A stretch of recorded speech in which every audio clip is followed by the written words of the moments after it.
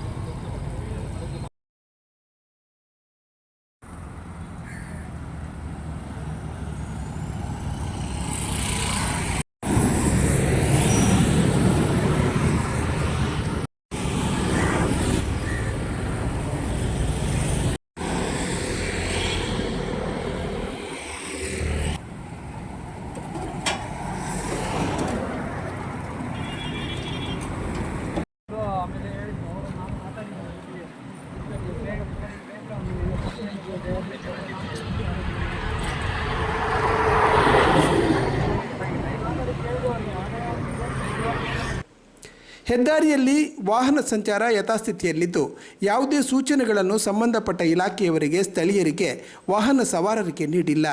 Acid ಸೋರಿಕೆಯಾದರೂ ಬೆಂಕಿ ಹತ್ತಿಕೊಳ್ಳುವ ಸಾಧ್ಯತೆ ಕಡಿಮೆ ಇರುವುದರಿಂದ ಪೊಲೀಸರು ಗಂಭೀರ ವಹಿಸಿದಂತಿಲ್ಲ. ಸದ್ಯ ಟ್ಯಾಂಕರನ್ನು ಎಂಆರ್ಪಿಎಲ್ ಪೆಟ್ರೋಲ್ ಪಂಪ್ ಬಳಿ ನಿಲ್ಲಿಸುವುದಾಗಿ ಉಳ್ಳಾಲ ತಹಶೀಲ್ದಾರ್ ತಿಳಿಸಿದ್ದಾರೆ.